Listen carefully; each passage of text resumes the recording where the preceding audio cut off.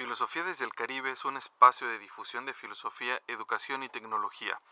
Mi nombre es Juan Montienlava y espero me acompañes en cada episodio donde de una manera amena y tranquila nos daremos cuenta lo cercano que está en nuestro día a día el mundo de la filosofía. Filosofía desde el Caribe, especulando tú y yo.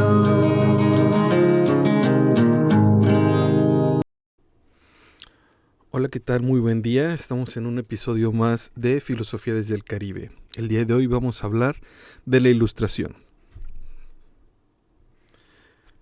Había una pequeña pausa entre el episodio anterior y debido a una serie de circunstancias entre clases, que terminó semestre, grupos, inicio otros, entonces había una pequeña pausa del último capítulo en esto, además encontrar como que el tiempo para poder grabar y además generar también el contenido, digo. Aún así, en donde sí estaba un poquito más constante es en TikTok, por ahí hay pequeños clips, o en Facebook también los mismos clips, y aquí en los reels en los shorts de YouTube, en los reels de Facebook también hay pequeñas cápsulas sobre pensamiento filosófico, pero más que pensamiento filosófico no me quito esta idea de lo que es la enseñanza de la filosofía. Entonces, por lo tanto, más que a lo mejor explicaciones grandes como tal de lo que es cada uno de los momentos o personajes de la historia, es como que estas pequeñas cápsulas donde conocemos las cosas esenciales de lo que nos comentan cada uno de los filósofos a través de la historia, ¿no? Y ciertas cosas, ¿no? Desde lo que es Camus o las vías tomistas para comprobar la existencia de Dios, que eso va a ser un episodio completo, y además entre querer hacer entrevistas, pero por cuestiones de distancia y el internet, pues no me ha ayudado a poder concretarla. Pero si estás aquí y si me estás escuchando y si has llegado al episodio número 12, bienvenido. Y pues el día de hoy voy a hablar de lo que es la ilustración. Sigue y escucha. Tenemos que situarnos un poquito en el tiempo. El episodio anterior fue sobre la filosofía medieval y ahora pues bueno, vamos a abarcar lo que es la ilustración, pero es importante que entendamos cómo surge la cuestión de la ilustración, Renacimiento, siglo de las luces, porque es una respuesta a lo anterior. ¿No? Por ahí vamos a ver algunos filósofos que nos hablan de una postura, luego viene otra y viene una síntesis, ¿no? La tesis, antítesis, síntesis de Hegel. O por ahí, si recordamos un poquito a Parménides y Heráclito, ¿no? Con la estaticidad y el movimiento, y viene Aristóteles y hace como que dicen, pues hay movimiento y hay estaticidad, cosas que cambian y cosas que permanecen.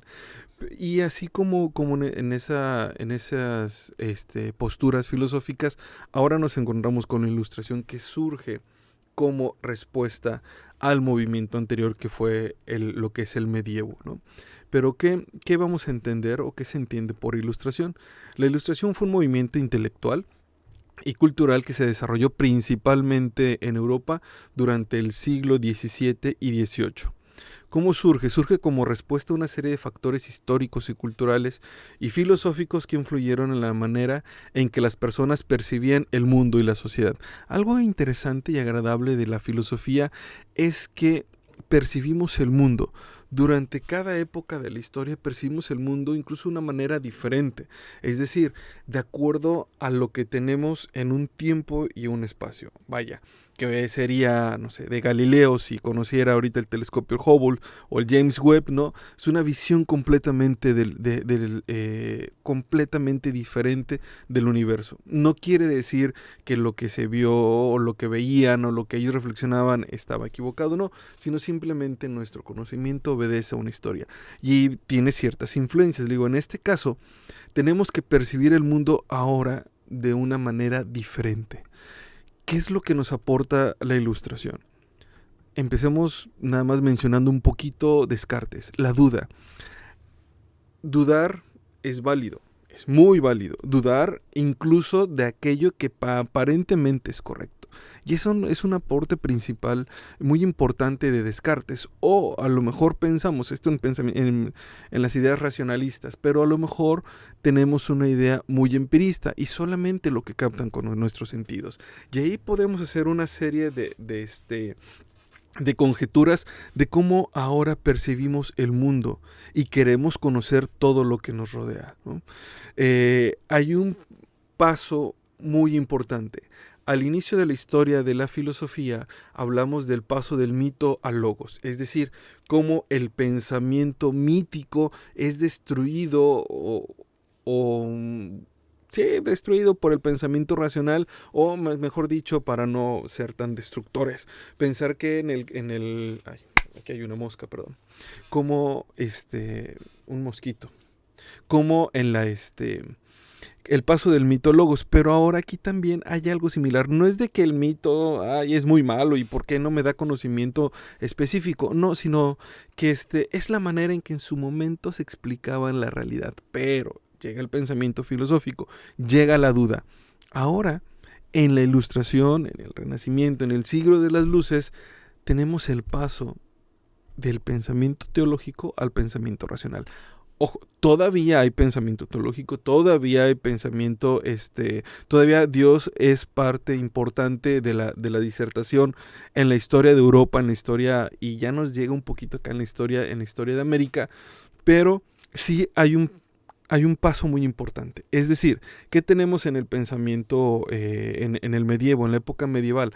Hablábamos donde la idea principal o de quien se hablaba o lo que se trataba de descubrir era Dios. Es decir, hay una gran influencia del pensamiento religioso, tratar de descubrir quién es Dios, incluso ahí apoyados por ciertos filósofos,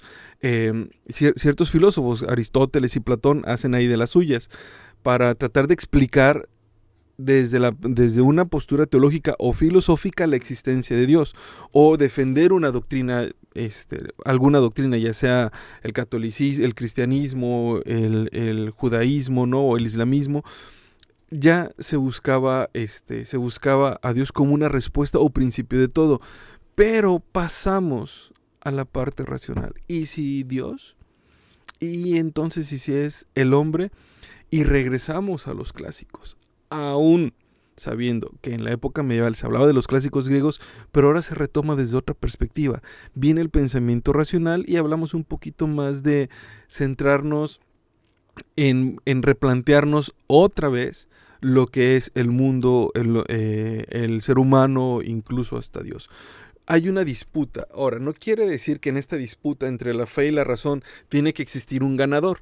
No tiene que existir ni siquiera necesariamente un ganador. Simplemente es la postura que tú sigas, que tú alimentes, ¿no? Pero si hay una disputa entre lo que el pensamiento metafísico teológico y el pensamiento metafísico racional, tratar de explicar lo que hay a nuestro alrededor, pero también, si ponemos un poquito empiristas, es qué es lo que realmente podemos comprobar y por medio de los sentidos, ¿no? Que podríamos considerar como pensamiento verdadero. Entonces, una parte de las características de esta época es el pensamiento racional como fuente del conocimiento. Sí, disertación racional,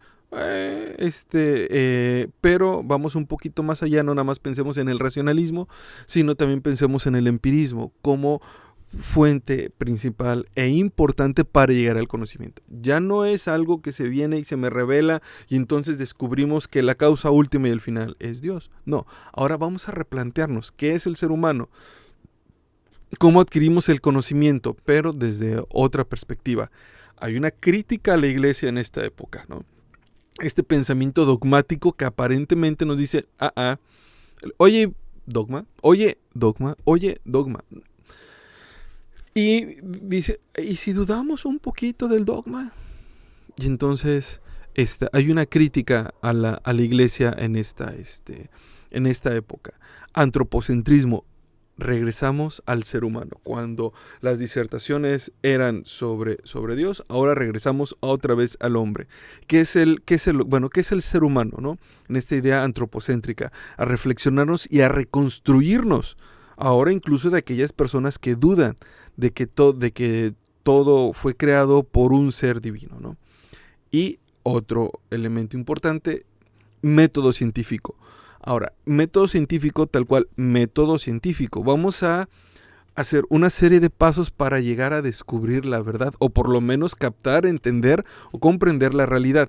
No quiere decir que antes no existiera un método, sí había un método, pero recordemos que hay momentos en la historia donde se le pone nombre a una actividad intelectual.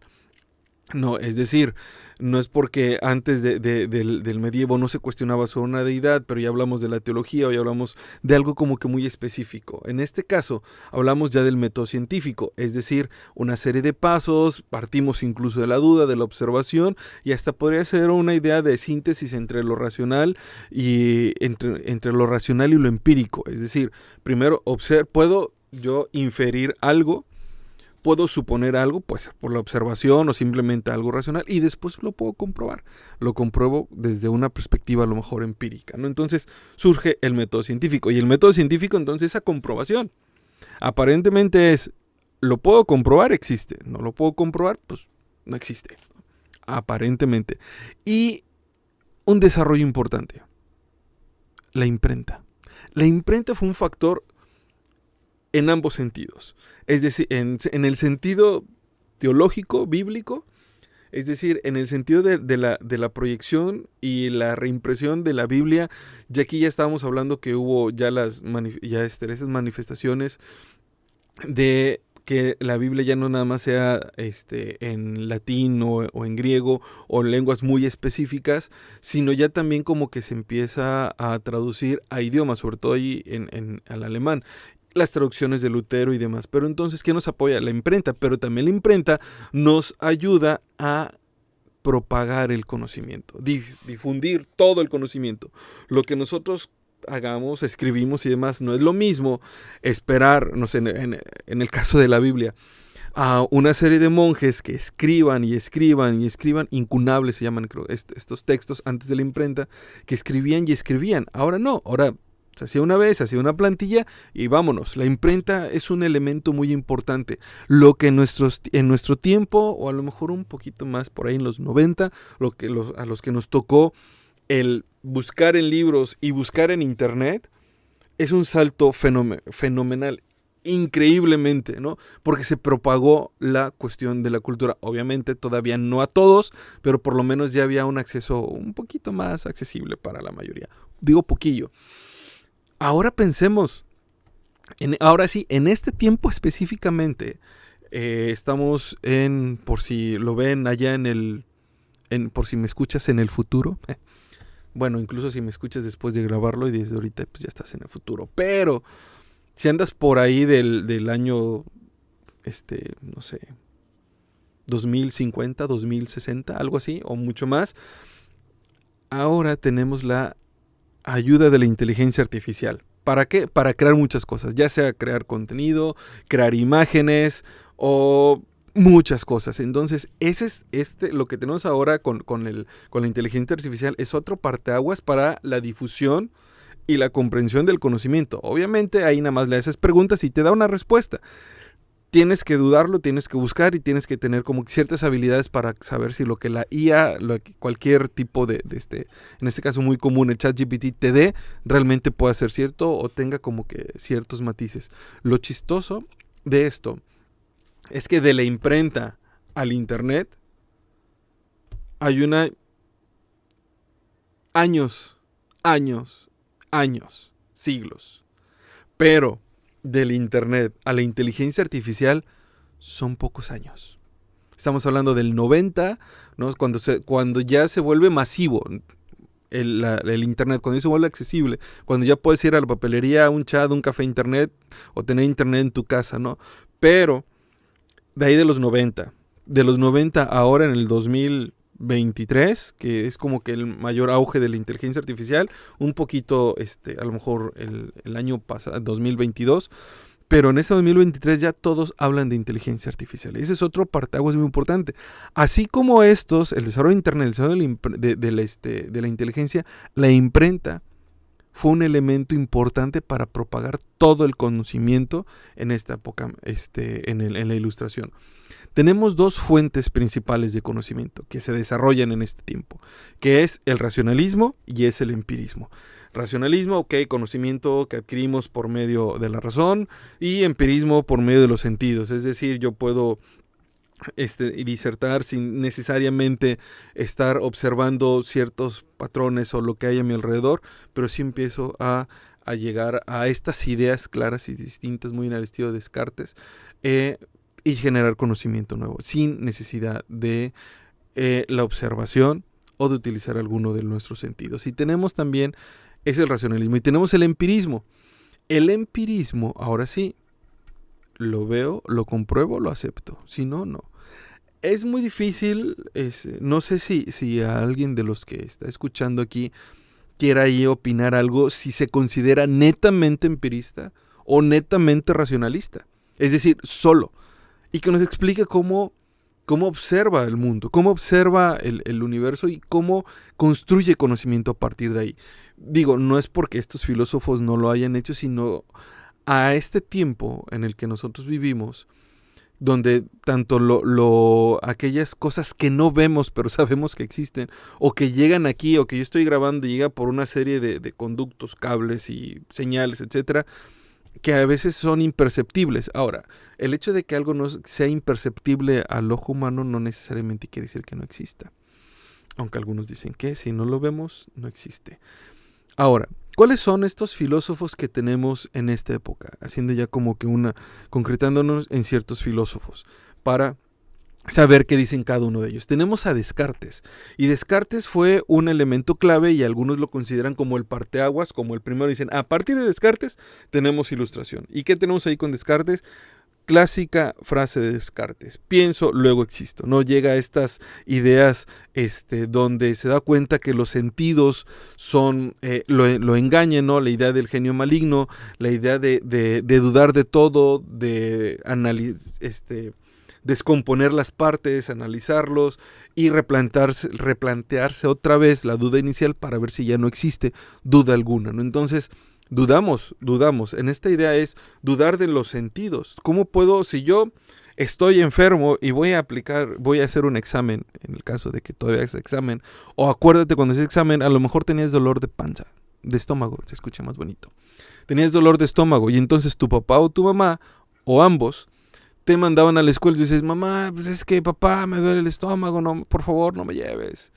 Y entonces hay una serie de cosas internas en las cuales no te impiden físicamente comprender a lo mejor la realidad y repruebas el examen, ¿no?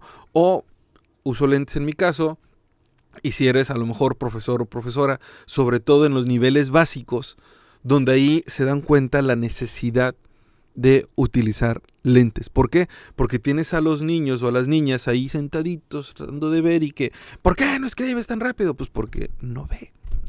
Y no puede confiar en los sentidos. Y entonces escribe letras porque no las entiende. Pues ahí pone letras al revés. ¿Por qué? Porque sus sentidos la engañan. Y Descartes dice, no, pienso, luego existo, ¿no? Obviamente llega esta idea, se enferma y pues llega esta idea de que hay una cosa de la que no puede dudar. Y es que existe, ¿no? Refleja su énfasis en la duda metódica y la búsqueda de verdades indudables a través de la razón. Este es René Descartes. Luego tenemos por ahí a Leibniz. Leibniz hay algo, y voy a dedicar un episodio, un capítulo específicamente de Leibniz sobre su concepto de el mejor de los mundos posibles. Ahí voy a pero un poquito porque es muy interesante esta idea del mejor de los mundos. Estamos en el mejor de los mundos posibles y cosas por ahí. Bueno, desarrolló una filosofía que combinaba el racionalismo con una profunda creencia en la armonía preestablecida y en la existencia de mónadas individuales que hacen todo esto. Conjuga, ¿no? Su concepto de el mejor de los mundos posibles y su trabajo en matemáticas y lógica influyeron en su época y todavía hasta nuestros tiempos, ¿no? Pensemos esta idea del el mejor de los mundos posibles. Piénsalo así tal cual como te viene a la mente y si anotas ahí en los comentarios qué es lo primero que piensas a lo mejor sin haber leído a Leibniz, nada, qué es lo que tú pensarías si te dicen que este es el mejor de los mundos posibles. te leo en los comentarios. Luego tenemos a Immanuel Kant, otro gran clásico y complicado de leer. Hay algunos que pues le dan la vuelta completamente a Kant. Sí, Kant va. Y de hecho vamos a hablar un poquito de Kant, porque también es algo muy profundo. Es conocido por su obra Crítica de la razón pura y su teoría del imperativo categórico.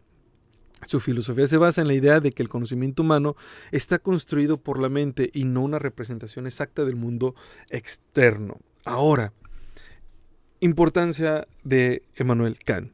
Giro copernicano, que también eso amerita otro episodio completamente exclusivo para este giro copernicano. Primero hay que entender esta idea donde Ptolomeo y Copérnico, ¿no? Ptolomeo decía que hablaba de la Tierra como centro, ¿no? De todo, y luego llega Copérnico y dice, no, brother, alrededor del Sol es todo, ¿no? Y tenemos ahí como que ciertas discordancias, y entonces Immanuel Kant lo toma, pero en oposición al pensamiento aristotélico. Aristóteles nos habla de una sustancia con accidentes, y entonces el accidente y la sustancia me va diciendo qué onda por medio de los accidentes. Immanuel Kant es lo opuesto, ¿no? Entonces nos habla. Defendió la idea de que la moralidad se basa en la razón y la obligación de actuar según principios universales. Es decir, no cuando imperativos categóricos de Immanuel Kant, obra de tal modo que tu acción se vuelve una regla o norma universal. Piensa que cuando tú vas a actuar, que todos los demás realmente hagan lo mismo, o tendría que ser como que lo mismo, pero antepone la cuestión de la razón. Y hoy, por ejemplo, en clase de ética les hablaba precisamente del Aristóteles, el principio, de lógica, el principio de razón suficiente. Porque me decían, profe, no sé por qué hice eso, profe. Le digo, principio de razón suficiente, sí lo sabes. Mejor dime, no le quiero decir. Y entonces, pues no me lo dice. Pero este principio de razón suficiente es decir que hay una explicación para las acciones. Entonces, cuando tu chica te diga, o tu chico te diga, no, es que no sé por qué te voy a dejarlo. Sí sabe. Principio de razón suficiente. Tú dile eso y ya, ¿no? O que vea mi video y punto, ¿no? Rousseau y el contrato social y su teoría del estado de naturaleza. Imagina que nosotros nacemos, no te lo imagines, ya naciste. Nacemos y cómo adquirimos todos nuestros buenos y nuestros malos vicios. Y les voy a poner otro ejemplo porque también lo vi en clase. Y no sé si han visto las películas de Descendientes, son de Disney, y es sobre los hijos y las hijas de los villanos y de los que no son villanos. Siempre me quedé con esa duda de que estaban los villanos y los buenos, no sé si realmente eran los buenos. Total que en esta serie de Los Descendientes, son 3 películas, no hubo una cuarta porque ahí hubo un deceso de uno de los protagonistas. En esta película de Descendientes, tienen los malos y los hijos de los villanos. Estos hijos de los villanos los llevan a Auradon, a un lugar donde viven pues bien los hijos de los no villanos, porque estaba preocupado, no pensando cómo decirlo estos, o a lo mejor no me acuerdo la palabra, pero estaban pues todos los que ganaron en todas las historias, sobre todo de las Disney clásicas, ¿no? El hijo de la Bella Durmiente, el hijo se me fue la hija de Mulan, el hijo de la Bella y la Bestia, que de hecho el hijo de la Bella y la Bestia, él se queda como príncipe y va a subir al trono. Y su primer mandato es que los hijos de los villanos vengan a Auradon, a su isla bonita, a tomar clases de lo que sea. Pero entonces, ellos cuando toman una clase sobre actuar bien o tomar decisiones correctas, cuando le dicen, a ver, imagina que tú eres una persona y llevas manzanas, y le vas a dar una manzana a una persona. ¿Cuál le das? Tienes 3 manzanas. Una manzana podrida, una manzana envenenada o una manzana bien orgánica, sin pesticidas ni nada de eso, ¿no? ¿Cuál le das? Los hijos de los villanos, lo primero que piensan es la manzana podrida o la manzana envenenada. ¿Pero por qué? Porque ellos crecieron ahí. Entonces, ¿qué es lo que dice? Rousseau argumentó que el estado de naturaleza es un estado de igual y libertad, pero que la propiedad privada y la desigualdad social crean conflictos y opresión, ¿no? Su filosofía se basa en la idea de que los seres humanos son naturalmente buenos, pero son corrompidos por la sociedad y la cultura. Más que el otro era esto.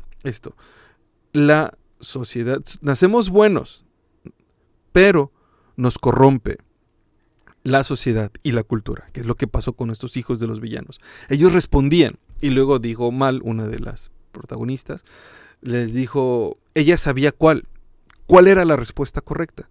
Y le preguntan, ¿cómo sabes cuál es la respuesta correcta? Dice, es que es la más aburrida, porque ellos crecieron en un mundo de maldad. Y además en una isla ahí, y les quitaron su magia y no podían salir ni nada más que solamente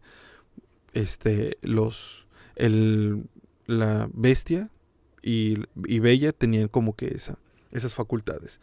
Ahora, tenemos a John Locke. A John Locke a lo mejor lo ubican porque tábula o tabla rasa o tabla en blanco, como lo quieran llamar. Bueno, él considerado como el padre del empirista, y John Locke defendió la idea de que la mente humana es una tabula rasa. En el momento en que del nacimiento y que el conocimiento se adquiere a través de la experiencia sensorial y la reflexión. Uno de sus ensayos, ensayo sobre el entendimiento humano. Pero en este caso, John Locke nos habla sobre la misma, un poquito, a lo mejor como Rousseau, pero no desde otro sentido, que no tenemos, como cuando nacemos no tenemos conocimiento, y poco a poco lo vamos adquiriendo, obviamente por medio de la experiencia, al igual que David Hume. Su obra, Investigación sobre el entendimiento humano, examina críticamente la naturaleza del conocimiento y la causalidad.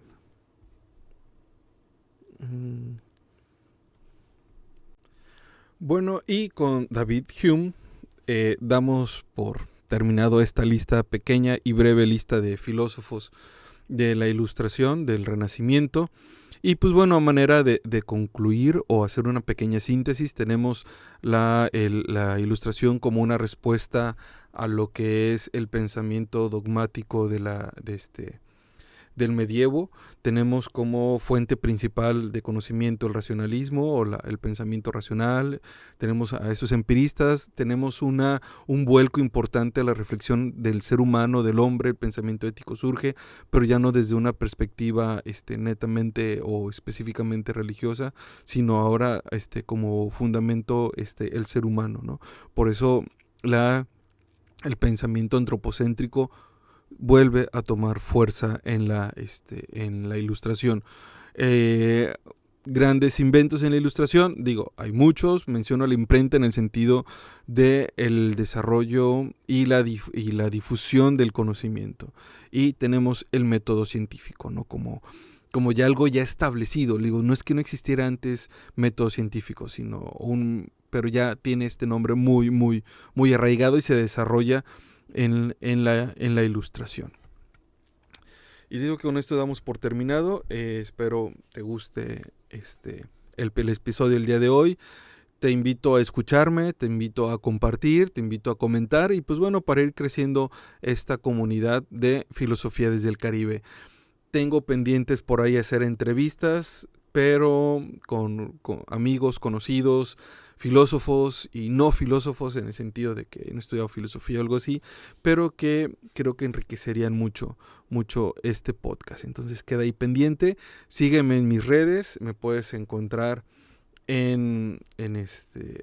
como @Jumonap, en TikTok, en Twitter, bueno, ya no es Twitter, en X, no sé cómo pronunciarlo, y en Instagram, o tal cual Filosofía desde el Caribe. Lo puedes escuchar en tu plataforma favorita, ya sea el puro audio o el video en YouTube. Y pues nos vemos en el siguiente video. Mi nombre es Juan Montiel Nava y espero te haya gustado el episodio del día de hoy. Recuerda que estás en Filosofía desde el Caribe. Esto fue el podcast Filosofía desde el Caribe. Semanalmente se estarán presentando nuevos episodios. No se te olvide compartir y suscribirte. Esto ayudará a mantener el ritmo de las publicaciones.